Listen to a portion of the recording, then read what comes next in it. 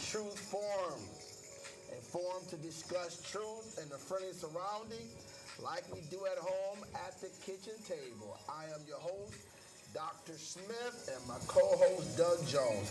We do have the rights to perform the songs, the notes, and the lyrics as licensed by BMI. Again, I'm your host. I will continue to lead compelling, relatable, and honest conversation. Obviously, today we're going to talk politics and two great candidates. Of course, my guests will range from all types of people from all backgrounds. Discussion will center around relationships and real stories of personal struggles, amazing, triumphant, and compelling topics. Now, listen, if you would like to come on this show, we'd love to have you as one of our guests. Just call the office at 269-282-1490 or just email us at Kingdom Builders Worldwide. Some have asked the question, what's the real purpose of the kitchen table? Well, it's to catalyze, energize, and then bring people together. Once we come together, we'll find out we really don't have too many differences. But you got to come together, you got to discuss, you got to dialogue, and you'll be amazed at how we are much in common than people think we are. As an African American, we want to reawaken African people. So that's what I intend to do. That's my lot. That's what they did in Africa. They would sit down every night and share the story. Why? So we don't repeat the same mistakes. Why? So we can share knowledge from the fathers and the mothers and even those we call ancestors, those that have passed on at this moment. So storytelling is an obligation. And in order to make these connections, we got to come together. Well, today is a great day. And before I introduce you to you, my guest, I always like to thank my producers, Tiffany Smith, Ronnie Hoyt, Carl English, and Mike Campbell. Facebook Live, my main man, my son, T2. Camera, Yvonne Armstrong, Kara Bowden, and again, my other main man, Doug Jones, co-host. So, today I'm here to bring to you in the city of Battle Creek and the state of Michigan and throughout the world, two great men, Jim Hodgman and Dave Morgan. Let's put our hands together for them. Thank you. Yeah, this is our first debate, and we have a few ground rules, and that is, we're not here to attack anyone. We're just going to ask questions based upon their websites. They will be representing us. One of them will win a position, and obviously, whoever the winner is, we will get behind and support them, because at the end of the day, you have to have people in office to do some things that we ordinarily cannot do. So before I do anything, I want to introduce my co-host in the red shirt, Deacon Doug Jones. How you doing, man? I'm doing great, Bishop. How are you doing today? And we're doing very, very, very well. We want to give a shout out to what church did we just go to? First Salem. I want to give a shout out to the new pastor that was just installed. It was jam packed. We were in the basement, and it was wow, amazing. I saw one of my old friends, the Reverend Great Jeffrey Bogan. It was great to see all of you all. So hey, good job, Pastor. Good job, Deacon Tim Reese. And I pray that the church do well and the things that God has called y'all to do. And we welcome him to the city of Battle Creek. Okay, y'all. These two men are already known. You know them well. We're going to have a 2-minute introduction. Doug Jones, I need you to keep track of the introduction. 2 minutes apiece. I'm going to ask, why are you running for the seat, Michigan House of Representative, District 62? You have 2 minutes to answer that. Again, why are you running for the seat, Michigan House of Representative, District 62? Melvin, do you have a coin in your hand? No. Anybody got a coin? I need y'all to flip. We're going to let whoever get the right hand get the answer. Oh, yes, I do. They can decide they want to go first or last. Yes, sir. All right, so, all right, this is how we're going to do this. You could have flipped it. All right. Thank you, my son. My son right there, y'all. Look at him, T2. All right, so we're going to do heads or tail, and we're going to do just like football. You have the right to answer Defer first or pass it, deferred. We're going to go deferred. So, Hodgman, you can go first. Heads or tails? All Heads. Right. My man. It's heads. Would you like to answer first or defer it? Or defer. My man. Defer to the second half. Okay, so 2 minutes. Why are you running for the seat, Michigan House of Representative, District 62? All right. Well, thank you, Bishop, for having us here today, and Deacon. This is a great forum. It's our first one. I'm glad to be here. A little bit about myself. I'm Dave Morgan. I'm currently the Penfield Township Supervisor. Our family's been in the community since the 1800s. Anybody that knows Morgan Road, that was after my great-grandfather. He had a farm there. One half was a horse farm, one half was a dairy farm. Cambley School was his home, which is now Cambley School, which he sold in 1942. We have so many things in our community that are important. Many issues involving our kids' education, jobs potentials, our federal center, many government jobs that we can bring in. So there's a lot of important issues that everybody's facing. Many families are facing many trying times too, with higher taxes. We need to lower those. We need to put families in a position to be successful. We also need to put businesses in a position to be successful. When we work together, great things will happen for our community. That's what we need to do. So. You used up your time. You have some more time. I don't know if you have an alarm system, but. No, but he had about 40 seconds. Okay, so. Well, Okay, I'll defer my 40 seconds to my colleague. okay sir, Yes. Mr. Hodge. Thank you. Again, thank you, Bishop Smith, and thank you, DJ, for being here, as you were a few weeks ago with me. My name is Jim Hodsma. I, with Betsy, have 4 kids, Tess, Stuart, John, and Jerry. The younger 2 are students at Albion College. Stuart works at General Motors, and Tess clerks at the Michigan Supreme Court presently and is planning to go to law school. I am a lawyer with McCroskey Law. I have practiced at McCroskey Law for 31 years and been a lawyer for 34 years.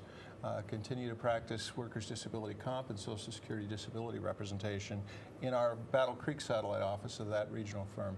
I'm on many boards and authorities. I'm a life member of the Battle Creek chapter of the NAACP, an Urban League board member, Arts Center of Battle Creek board member.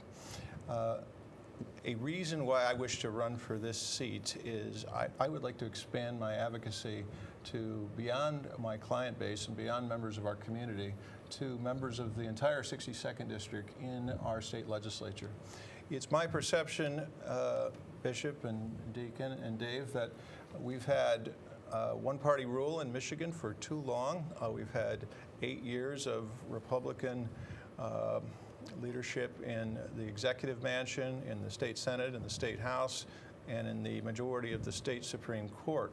And I don't think things are going as well as they would if we had some different voices in our community serving on the legislature. If we had some Democratic legislators who were advocating there. I'm trying to ensure that we have good jobs with not wages that aren't much improved from, say, 15 years ago in our Battle Creek and Albion communities. I want to make certain, too, that we work on infrastructure. We've all experienced the Flint water miasma. We've had problems with manganese in our water locally. We've had problems in relation to PFAS in our waters in Parchment. And I want to make sure that we can do something about these issues, that we're not doing anything and we're punting presently. Thank you. Thank you. Thank you. We have probably over 1,000 viewers, and so it's important that you two, even though AccessVision will record this, and I would even have the producers to kind of move it ahead prior to election. But since we're on Facebook Live, try to talk a little louder just for their sake so they can kind of hear you in the next round questions. Again, I want to say to both candidates, I admire anyone that takes the initiative to run in office. A lot of us on the outside can talk about what people are not doing, so I commend both of them that's taken a stab at this, and they're not a novice at all. But again, I want to reiterate that these are two men that have a desire. This is America.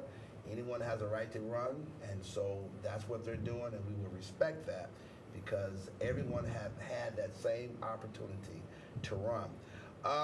What qualities, I'll ask you first, Attorney Hosman, what qualities do you think a state rep should possess, and how do you fare? I'll ask it slower, and if you need me to repeat it, I will. And then I'm going to come back later and ask the question, what grade would you give yourself? But first of all, what qualities do you think a state representative should possess, and how do you fare? Meaning, what grade would you give yourself in terms of being prepared for a state rep?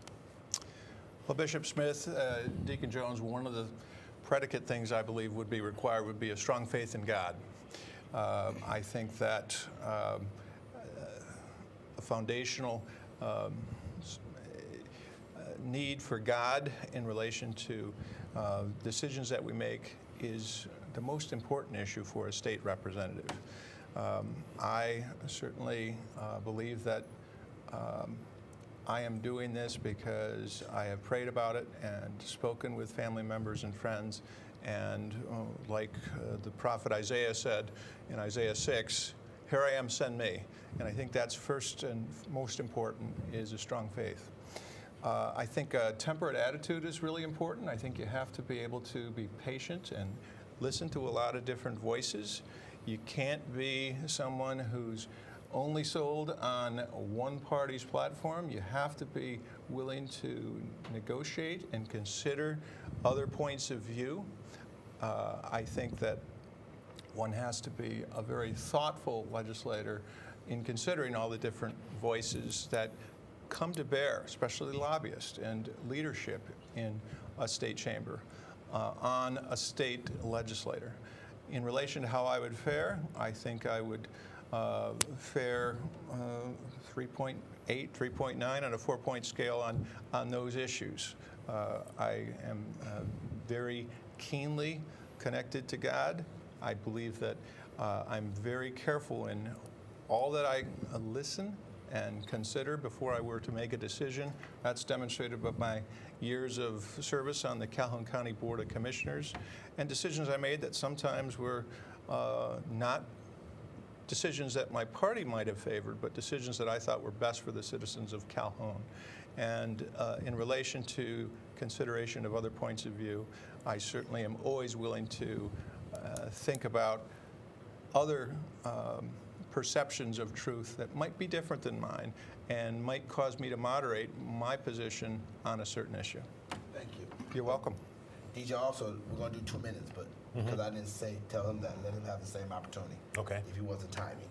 This is for each Yes, comment. yes. Okay. Hey, okay, Dave. So, what qualities do you think a state rep should possess, and how do you fare? And what grade would you give yourself in terms of being prepared to be our state representative? Well, I would agree with Jim Hodsma as far as a strong faith in God, absolutely. Certainly character and integrity. I served in the United States Air Force for 11 years. Desert Storm, was honored to serve on President Bush's security force, so 91, 92. During that time, you learn what's really important in life and what's really meaningful. Families, number one.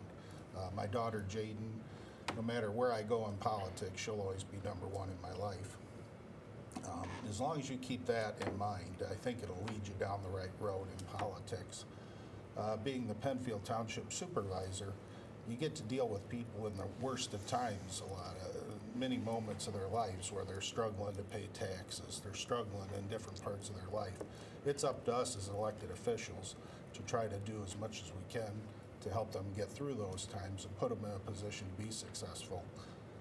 So I think integrity, character. As far as grade, I don't know. At Penfield Township, I don't think anybody's heard any negatives. We've done pretty well. We've made some adjustments out there that have really put our township in a better position moving forward. So I'll say, what were you, Jim, 3.8? 3.8 to 9, sure. Okay, I'll put myself at a 3.8, 3.9. Yeah. Okay. And we are going to, because I like them to know in advance, we've seen their commercials, and I've seen a kind of sharp blow at Attorney Hodgman. I saw a sharp blow at Dave Morgan. And so I'm going to have them probably talk about that commercial, and I do have that commercial available if we need to explain it. And I'd just like to hear their response and what they're, because part of a debate is just saying, hey, the reason why you should vote for me is because I do this and my candidate doesn't. Because none of this is personal. If you know about politics, after this is all said and done, we got to come together and work. So that's what we're going to do. But before we go further, these are the questions that I have with my staff. So Dave Morgan, some say you may have less experience than your opponent. How do you respond to that? Well, experience is all in what you're putting the experience around. I think experience in life, everybody that's in this room, which thank you all for coming today. You've got a nice crowd. Everybody has the experience to make a difference in Lansing. We all bring something to the table. I certainly have a vast amount of experience in many areas. I was a college baseball coach, college instructor. I've been a township supervisor. More relevant, I was a Democrat years ago. I switched to the Republican side, which I think is a very much a positive, because I understand the issues that people are facing who identify as Democrats. I also understand the issues that their Republican people who identify as Republicans are facing. And believe it or not, about 90% of them are the exact same, which you alluded to at the beginning of the show. There's very little actual issues that we don't agree on. The only way we're going to get those solved is by coming together and making it happen in Lansing. And that's by working across the table, working with the other party, being able to bring people together to make a difference. Okay. Now, Jim Hodgman, some say you have spread yourself thin among the community over the years, perhaps making appearances at events for the sake of photo opportunities. How do you respond? I don't go to any place for a photo opportunity. If I'm on a board or if there's an event that someone would wish me to attend, I want to fulfill my responsibility as a board member, and I certainly want to be respectful of the individual who's invited me to attend the event. I think it's more respectful to appear, even if it's for 15 or 45 minutes, than to not show at all when someone desires one's participation. So I love this community. I will tell you that if I spread myself too thinly, as someone may have suggested, it's because I want to help this community improve. I've been in this community for 25 years and with my law firm for 31 years, and coming to this community by my law firm before I moved to this community. And I don't think our community is as strong as it was when I first moved to this community 25 years ago. I want to make sure we have a better Battle Creek, that we're keeping up with other communities in Michigan like Canton Township and Grand Blanc. I want to make sure that Battle Creek is the best it can be. And if I spread myself too thinly, and I don't think I do, it's only because I'm passionate about our community, and I'm passionate too about Albion. Now, these questions were not suggested by these two. However, I'm going to have Deacon Jones be my referee. I think these two men are very, very good people, so I don't think we're going to have too much of a challenge. But now I need to ask the same question from your perspective, that some say Dave Morgan have less experience than you. So now what's your thought about that statement? And I'm going to come back and ask the exact same question to you about what I just asked him. I want to hear y'all rebuttal. What's your thought about your candidate having less experience than you? Dave and I have known one another for 9 years. I like Dave. I do think he doesn't have the experience I have to bring to the state legislature.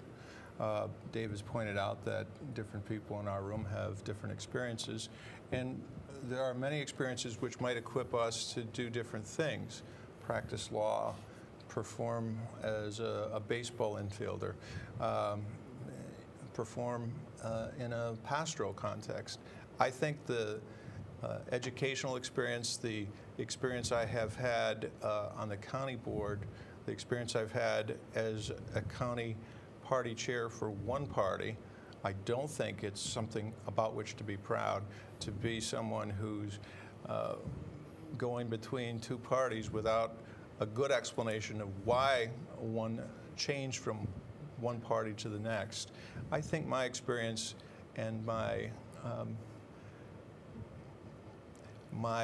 temperate nature and my ability to be probative about many issues with that temperate nature better equips me for a role in the legislature, especially in a time of term limits where we don't have as many thoughtful legislators as probably was so before time of term limits, and we have lobbyists who can easily persuade people who aren't ready to be very independently thinking in the state legislature. You have a 1-minute rebuttal to what he just said. Well, and I think it's kind of ridiculous what he said, to be absolutely And talk louder so honest. they can hear Okay. you. Well, as far as experience goes, one, I'm a township supervisor. Township supervisors are much like county administrators, not like Jim as a county commissioner would be more like one of our trustees. So the township supervisor brings the docket to the table where the trustees would look at it and agree or disagree with what I put on the table. I have a bachelor's degree in business, served our country. Like Jim, I was also the chair of the Democratic Party, so he brought that up as a qualifier. I was too. I've served on the executive board, both sides. I think understanding the issues of both sides is a huge advantage moving forward. Being able to work with the community, bring people together, I think that's the most important. All right, so now back to you. You have 2 minutes. Some say your candidate, your opponent spread too thin among the community over the years, perhaps making appearances at events for the sake of photo opportunities. How you respond to that about your candidate? You have 2 minutes, and then he's gonna have 1 minute to rebuttal. Well, to be honest, I'm not going to respond in the fact that I'm not here to tear somebody else apart. I mean, we need to bring people together. They can think what they want about Jim. That's not me, so I'm done. All right.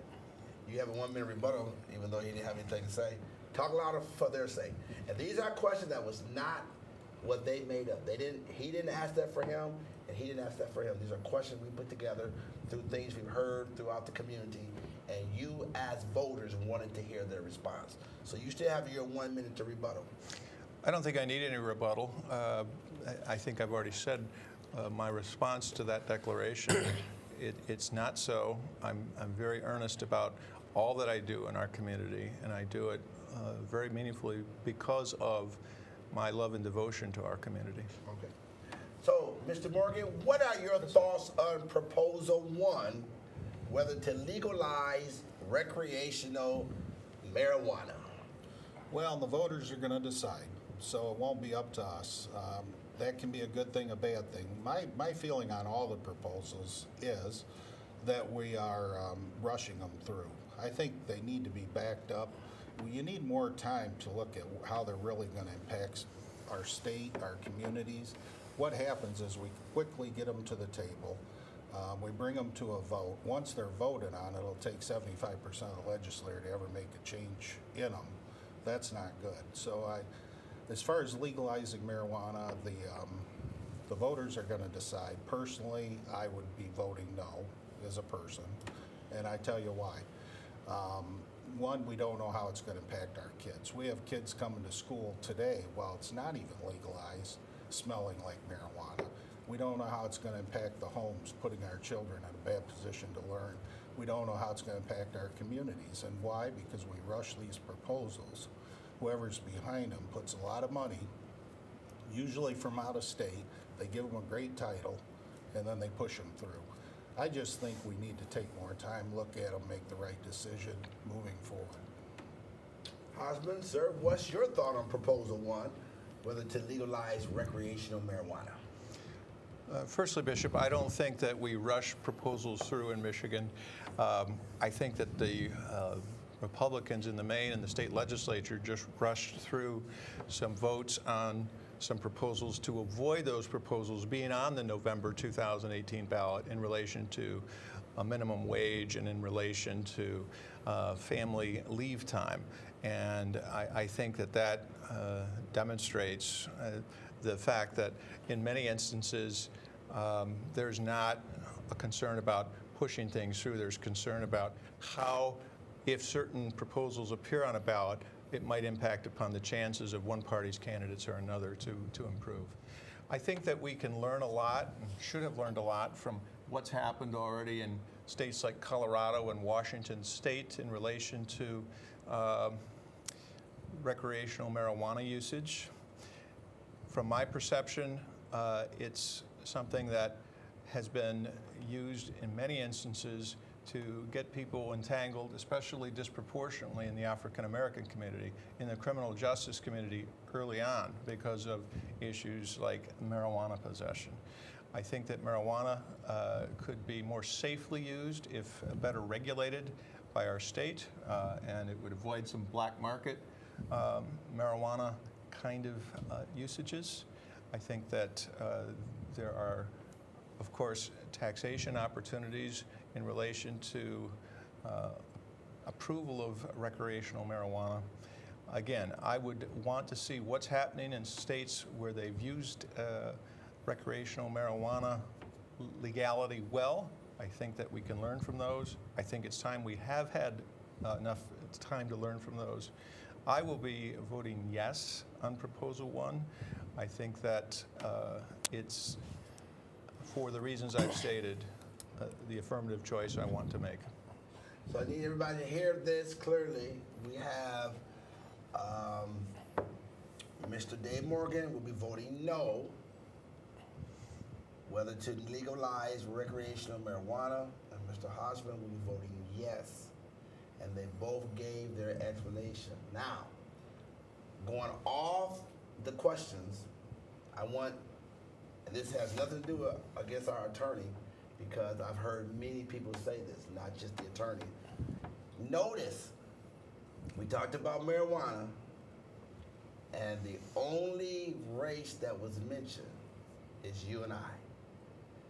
It seemed like every time there's an issue, we're the one that appeared, and I'm not saying he was saying that, I'm just making a point. I've heard so many people say, well, for the African American community, we got to deal with this.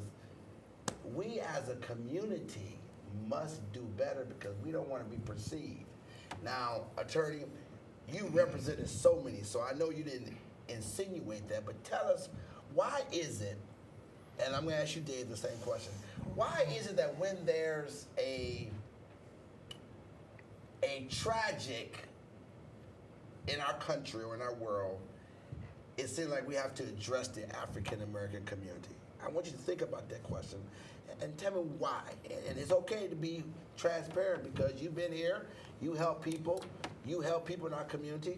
As you know, this is a platform that represents everybody, but we do have a predominant African American flair. And that's why I respect you both for coming on the show. So address that if you can. Well, I think the reason I mention that is the predominantly African American community served by your television program, the predominant African community which is producing the program right now.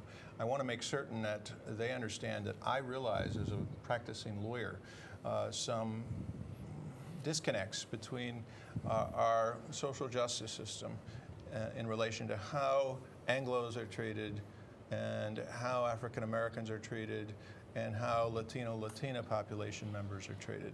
I, without question, think that there's a great disconnect because of socioeconomic statuses. Anybody who knows anything about county jail and cash bond requirements knows that, unfortunately, there are many people in our county jails in Michigan there just because they're poor and they can't afford a cash bond. And unfortunately, unemployment is greater in African American communities still in Michigan than in Anglo communities. So without question, I want to be an advocate for those who are seeking social justice. And I think social justice starts with ensuring that African American populations in our state, like Flint, have just as equal an opportunity to succeed in attaining the American dream as white populations from Grosse Pointe or Grand Blanc. Hey, Dave, you want to add to that or respond to my original question? Well, it's interesting that the Democratic Party statewide always goes to the race card. And I've noticed that, so even when I was a Democrat, I brought it up that it was wrong.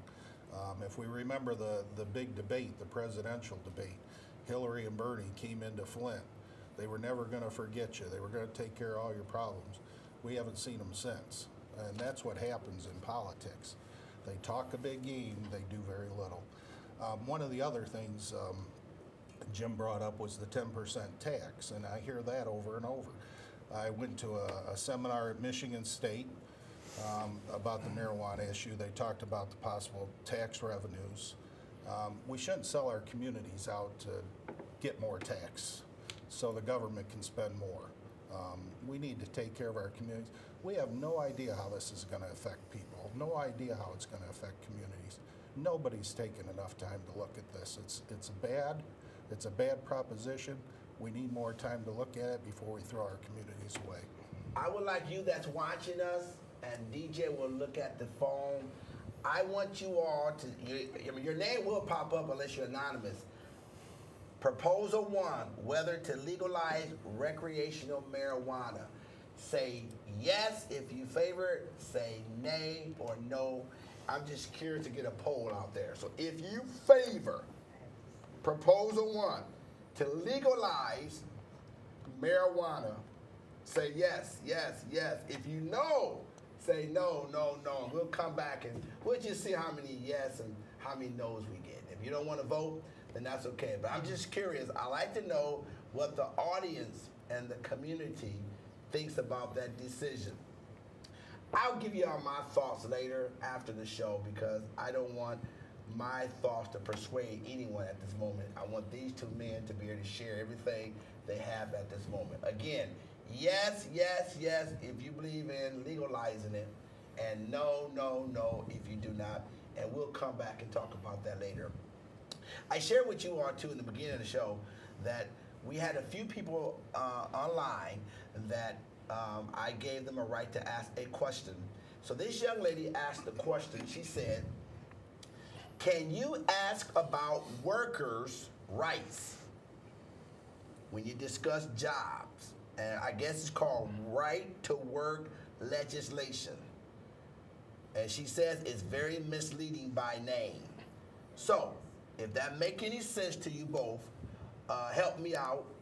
Hosman will ask you first, attorney, if it makes sense. Can you ask about workers' right when you discuss jobs, right to work legislation? What is right to work legislation? And then she says that's very misleading by name because actually, if right to work legislation, I would think everybody got a right to work. So educate me on that, sir, and then we'll come to you.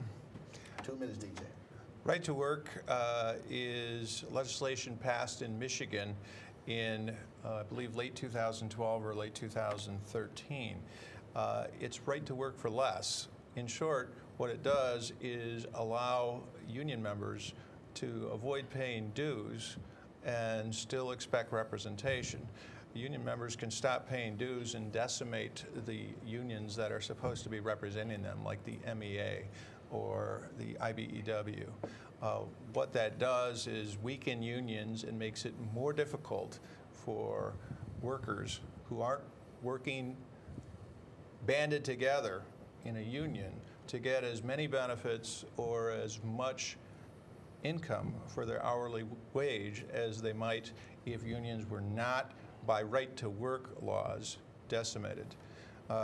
Unions have continued to flourish in our state, but many union members are not paying union dues, and that's caused fewer unions to be as well endowed in terms of the fight with employers as they otherwise might be. We have many workers' rights that have been eroded in the last 8 years, and I'm here trying to ensure that that trend is reversed, that we have unemployment compensation benefits for 26 weeks, not 20 weeks, which has been the limitation in the last 8 years' time, that we have an unemployment compensation right indexed to the rate of inflation, that workers' disability compensation benefits are paid to workers when workers are injured, even if theoretically they could do some other kind of job which isn't even available in that community.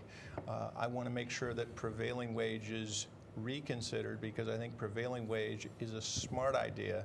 It gives the opportunity for community colleges or county governments to get what they pay for without getting less than what they pay for and having to revisit some public building later on because they worked without prevailing wage workers. Okay, Dave? Well, the basics about business and labor are we need both to survive. I mean, labor is much, much better off when we have strong business, and businesses can't survive without strong labor. I have, between my father, my mother, myself, over 90 years of union membership. I'm the legislative rep for the Brotherhood of Locomotive Engineers, statewide, Division 19 for the state of Michigan, which gives me a unique qualification. I deal with Lansing a lot on labor issues. I've been endorsed by the International Brotherhood of Teamsters, the International Brotherhood of Locomotive Engineers, over 200 union members. So when it comes to labor issues, I'm pretty well versed. But we've got to put businesses in a position to be successful so labor can thrive. And without doing that, both lose. So you need to work together once again. Prevailing wage, I don't see it, it's there's tough decisions to be made. We need to work with labor and business. There doesn't need to be a wall. There doesn't need to be a fight on every single issue. That's what we have in Michigan right now. Mostly on the Republican side, they're very pro-business. Mostly on the Democratic side, they're very pro-labor. That's one unique qualification I bring, is the fact that we can bring people together. Mr. Hoffa from the Teamsters released a statement about this race yesterday. I don't have it with me, but he thinks I'm the best candidate to represent labor. So I'll leave it at that, but we have to work together. That's the bottom line. All right, well, look, I am able to kind of pull up some things, so we want to just share some things. We had one individual said that, and again, these are men, they're in politics, so they already have thick skin, and this is the game. A lot of folks are afraid to get into politics because they're not tough enough to handle this. They're strong enough. So I think it's important to hear. One man said he has an eagle, so his face not showing. So it's an eagle, I know he's a Republican. Yeah. He said, we have not had enough honest rule. Send Morgan to be our representative. We're having issues with our mic, so you want to talk a little louder. So I'm not going to mention any more of him, but we appreciate what you said, Dave Cook. Brenda Shaw said, thanks. Yes, thank you both, these gentlemen, for running. Absolutely. Mr. Dave Cook is really going good. Okay, Terrence Todd said, Dave certainly has influence, big difference. All right, we got one young lady just said hello. All right. If I could get some more people besides, the supporters, I like to get some real people. My man Jose said, if the legalized marijuana, less people in jail. Okay, Jose, we're going to take what you're saying, and I'm going to let both of them respond. If the legalized marijuana, I'm assuming he said, if you legalize marijuana, there will be less people in jail. Do you agree with that, Mr. Morgan? Yeah, I would agree with that. I think we'll have less people in jail, but then again, more importantly than the marijuana issue, let's talk about education. 82% of the people incarcerated didn't finish high school. I mean, that's what's important. Okay. We need to give people opportunities, especially from early education through adult education. But if you made a bad choice in your life and didn't finish school, 82% of the population in prison didn't finish high school. That should tell us something. We need to put I hate to I'll get back to the question, but this is something that's important to me because a lot of adults have made we've all made bad decisions in our life, but you need to have a stepping stone to get back into the game. And going by his question about incarceration, we really need to give people a second opportunity. Do I think people should be incarcerated for a minor marijuana offense? Absolutely not. Okay. Go ahead, Dave. I'm sorry, Mr. Hodgman. We're starting to get a lot of comments, and because of our time, I'm going to ask a few more questions, but I really thank you for your engagement. Okay, go ahead, sir, if you want to respond to that. Well, I want to make sure that we have fewer people at county jail and more people who are working on education, who are working on vocational education, working on college, so we can have more taxpayers in our community more actively engaged in our Battle Creek and Albion communities. This is a statement that a young lady said. She said, let's be honest and real on who is bringing the drugs into our community. I'm just sharing. Y'all don't have to respond. Thank you for sharing that. Matter of fact, let me go and share some of these things. Who do you truly believe will have the infrastructure and resources to capitalize on that industry and to the destruction of another? One young lady said, but it's already in the community. Somebody said, no. Okay, let's get back on YouTube. Yeah, thank you, y'all. Keep talking, and let's go forward. Next question is, what's your thought? Our job is to educate the audience, so everybody may not be familiar with Proposal 2, but Proposal 2 is creating an independent redistricting council to draw the lines, the district. Now, let me break that one more time. Proposal 2 is creating an independent redistricting council to draw the district lines from now on. That's what that proposal means. Now, our current representative, which is Representative Bizon, is against that proposal and in favor of having the district be drawn by computers.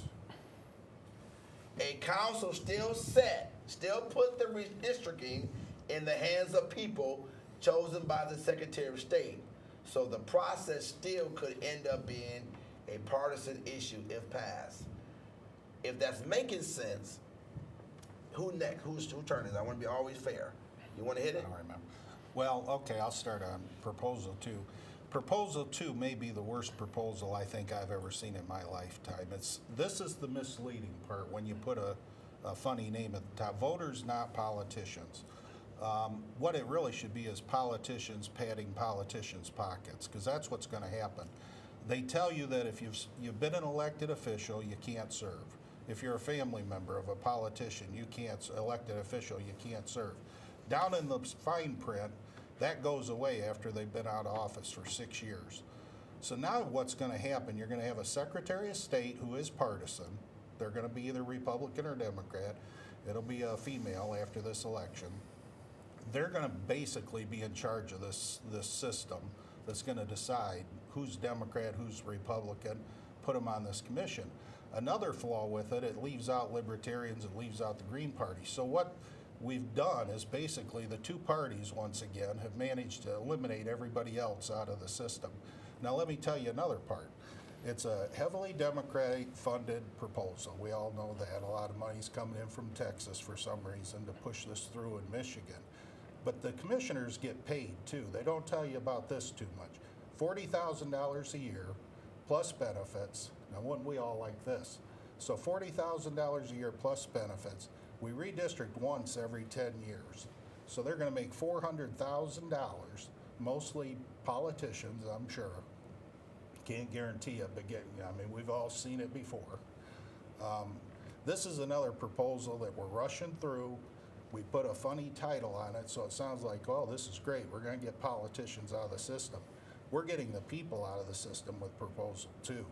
And it's definitely wrong. I'll definitely be voting no, and I hope everybody votes no. It's the worst thing that'll ever happen to Michigan. Before we respond, I am going to, this is my first time really reading your response. I promise you, my son and I, we're going to go to Best Buy or we're going to go on the internet and get, I guess, a Facebook mic. So I am very sorry that you all can't hardly hear us today because I really want you all to hear us. So that's what we're going to do in the future. We need a Facebook mic so everybody know. So, Mr. Hosmer, did you have I still have 10 He seconds. had about 10 seconds left on I his. just took up your 10 seconds. Go Here's ahead. another thing, too. Everybody thinks right now it's the Republicans doing this redistricting. I was a Democrat, too. I sat in many meetings in the Democratic Party where we contemplated how we were going to redistrict throughout the state. It's a problem on both sides. It's not, one side's no worse than the other. They're both guilty. But we need time to figure out a way to solve this problem without pushing a proposal through that will never be able to change again. More time, get the politicians out. I might be in favor of it if you took away the pay, if you took away or added the requirement that if you ever served as an elected official, you never could be on this commission. That would be fair. All right, your turn, sir. That was a long 2 minutes, DJ. Well, he had 10 seconds, and he did take a little advantage of that. Okay, okay. But you did cut him off, Bishop. He's a so. referee. That was part of my 40 He's a seconds from the referee. He's a beginning. referee. All right, your turn, sir. Well, I don't know how Dave could have spent all these many meetings considering redistricting because he was county party chair for about 18 months, and it wasn't in a time when redistricting was under consideration. It was in 2013 and 2014. So I can tell you from the context of serving on county redistricting boards and looking at county board districts redistricting, it wasn't nearly as time-consuming as Dave has suggested it is.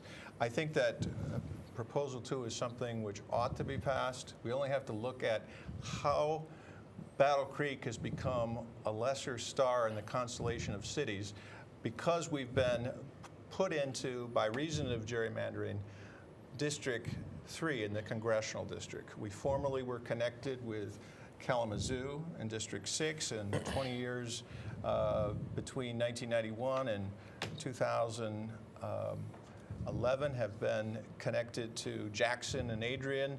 In other words, to the east, in other words, on the I-94 corridor, which I think is natural for Battle Creek. Because of gerrymandering, we're now connected to Rockford and Grand Rapids and Ionia and Berry counties, not counties which are historically deeply connected to Battle Creek like Kalamazoo and Jackson.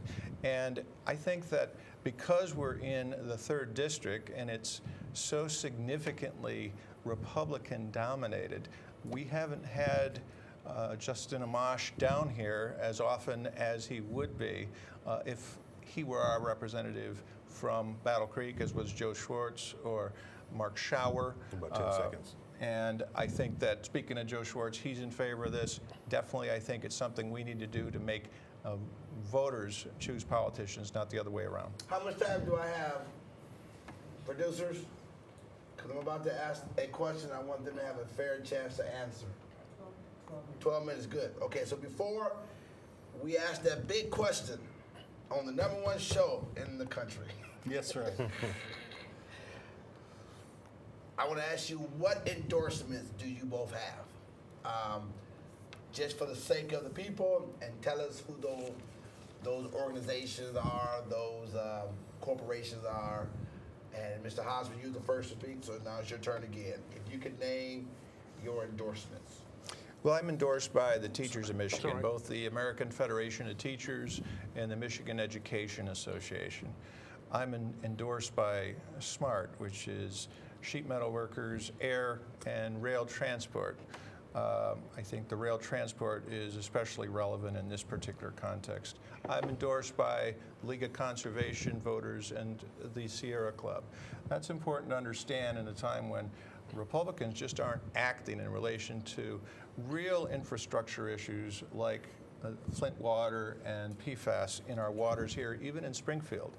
I'm endorsed by all the skilled trades unions, like the IBEW and the operating engineers. I could go on and on. Tens of thousands of workers are represented by the unions that have endorsed me.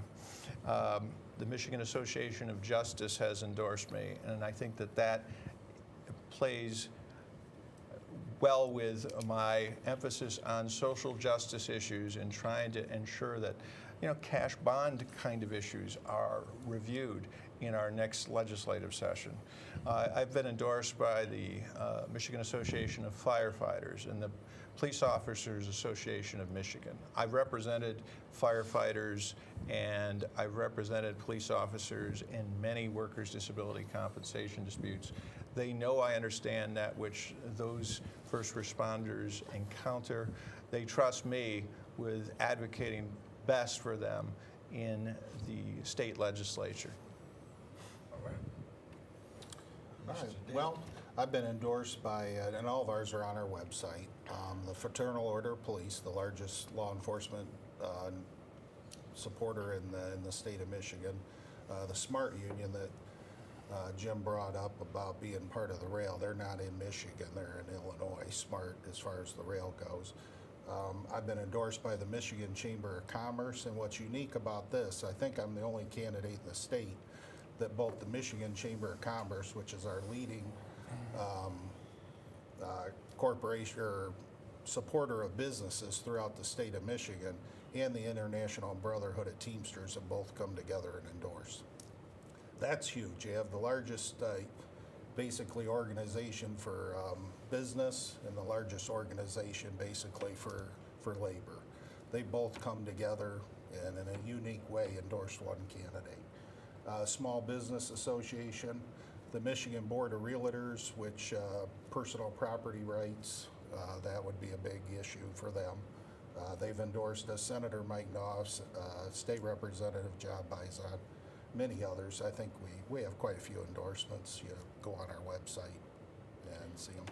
Well, we will be making an endorsement on this coming Sunday. I want to explain something to those that are listening to us and those that are live in the studio and our two candidates. I taught today that at one time, Jesus' responsibility, he said there was a Samaritan woman and he wouldn't address her needs. He said he's here for the lost house of Israel. And then a time came in his journey where he said, because his people abandoned him, he began to reach out to everybody else. With that being said, the strongest weapon in Black American political arsenal is the BLOC, B-L-O-C vote. We have only YouTube, we have probably about 5,000. I can't get everybody in this philosophy, but we have a pretty strong number. And the goal as a BLOC vote is we believe in what they call the word quid pro quo. It's something like you scratch my back, I scratch your back. That's politics. Part of our endorsement is we're going to obviously write a check, but our big issue is, with all that's being said, I want these two men in their last 2-3 minutes, and I hope this doesn't hurt their constituency. How will their position help Black Americans or Black Battle Creekers? That's my concern. And I really want them to try to answer that, and if it's going to affect their other followers, and so be it. But how? We got people like Joe Bowser that it's been 6 months now, and not just Joe Bowser II, there's other people. We have churches that's trying to there's churches that's doing more than 501c3 organizations. There's a group of people that's really trying to make a difference. We have a young man that basically ran the Claude Evans Park, had the people's passion, but because he wasn't in that system, they took it away from him and gave it to somebody else. Anything that takes it away from us, I'm going to always be your eminence. I'm going to be like the mosquito. I'm going to bite you until you bleed. Because I want to know, how can your position, and you have to be honest, you only can do so much as a representative. I realize that as a former politician. But I would like for you to speak 3 minutes apiece. They're all watching you.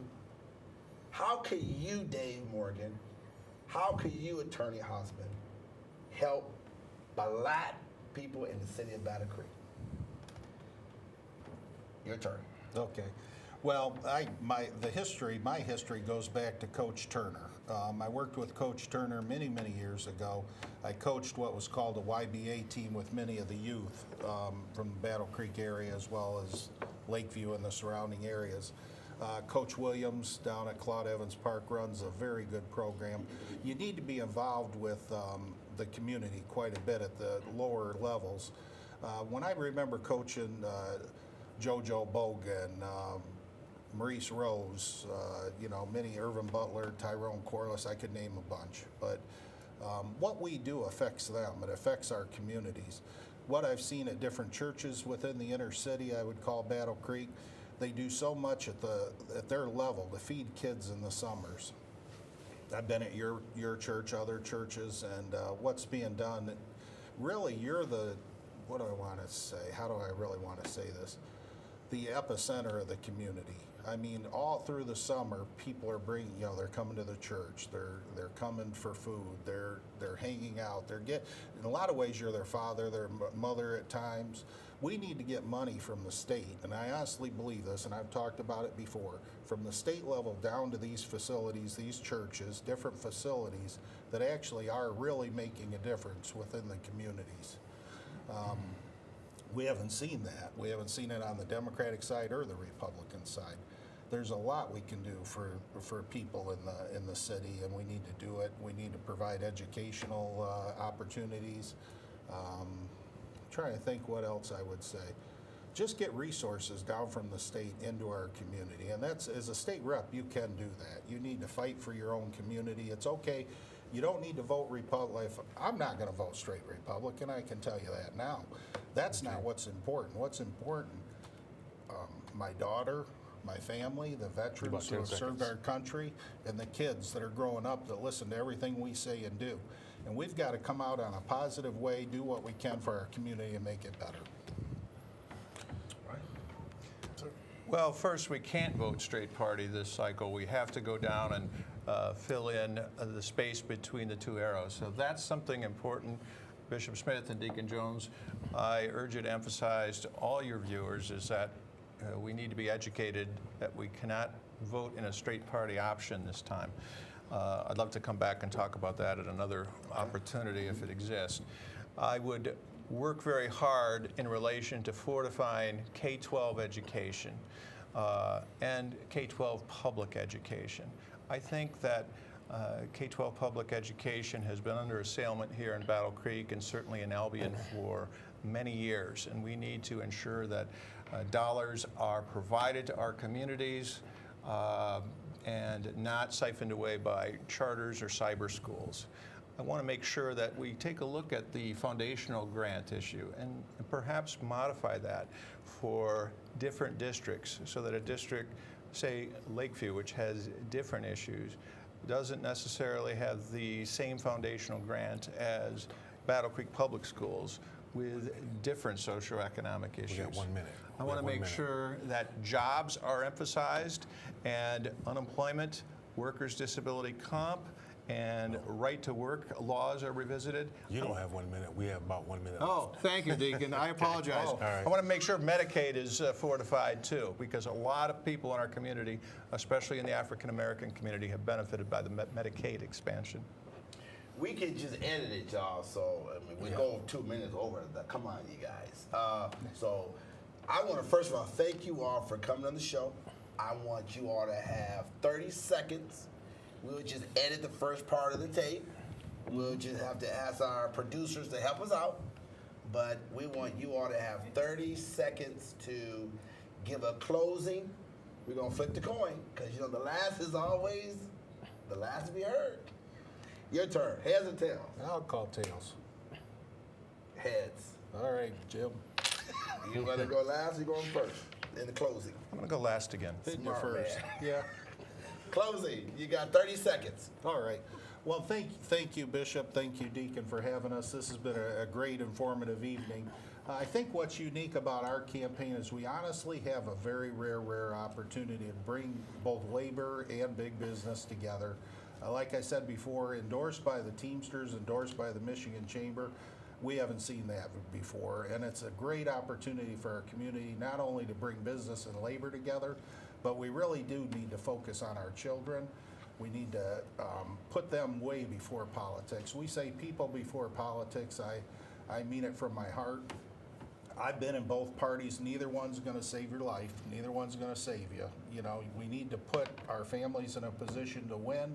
Pick the best candidate that cares about our community. All right. We'll edit it. Don't worry about it. You have 30 seconds, so enjoy. I'm Jim Hotzman. I appreciate the opportunity to be here this evening. Appreciate Bishop Smith and Deacon Jones the opportunity to speak about the issues that are important to me. Jobs and economy are central to me. I want to make sure that we focus on bringing good jobs back to our district, that we bring jobs focused on advanced manufacturing and renewable energy and bring these back to Battle Creek and Albion. I want to focus on K-12 education. I want to make certain that higher education in our public universities and colleges is more affordable than has been so. So kids aren't just watching the University of Michigan and Michigan State on television. They're actually going to those institutions without having a mortgage-sized burden placed around their neck. I want to make sure that our infrastructure is improved, our roads, our bridges, our water, and I want to make certain that our medical coverage is still extended to more people in Michigan. Over 600,000 people became insured by reason of the Medicaid expansion in 2014. I want to make sure that that group of people doesn't have their medical insurance taken away, and that we in fact have more people with medical insurance going forward. I look forward to having the opportunity to serve you in the Michigan legislature. Thank you. I am so excited for what we heard today and the things that I believe is going to take place. I'm going to end by saying that we're going to have this endorsement. As many of you all know, we're supporting Rochelle Hatchard, which is a Democrat. And we're supporting Mr. Bizon, Dr. Bizon, which is a Republican. It's a general election, so you can do that. In part of our endorsement, we will cut them a check. It doesn't come from Kingdom Builders Worldwide. It comes from the community that believes in the block vote concept. You've heard these two gentlemen. I respect them both. I have no issues against them. Based upon what we heard, we have to make a decision. So we will go on public record and we will write a check to their campaign between $500 to $1,000. Because if you're in the game, you got to show it. Because if I was a politician, you can talk all day long. But if you're not willing to put any money in my campaign, why should I care? One reason why Ronald Reagan didn't care too much about a lot of us was because we didn't support him. That's the game of politics. So if we're going to get in the game, we got to support. I want to see one of these men do something for us. And I believe one of them will. And that winner will be recognized. So today, again, I honor my parents. I honor my mother, my father. I honor my grandparents. I honor all those people that have caused me to be where I'm at. I stood on their shoulders. Ruby Elizabeth Perry, Lil Del Perry Sr., my mother's side, and my mother who's alive right now. Gussie Smith and Edward West Smith, where I got my name from, and my father, the late Hugh Smith. I am grateful for this privilege. I want y'all to put the mass camera on, see all four of us praying together, because that's what we believe in. Father, thank you for this moment. I pray for both candidates that they'll go on their journey and God favor the right one. Thank you for their answers. Thank you for the questions. This is our prayer. In Jesus' name, amen.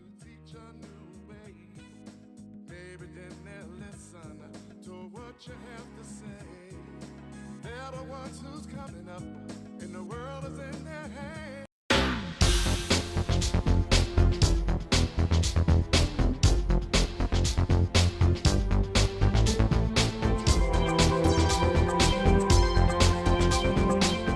AccessVision, your voice, your community.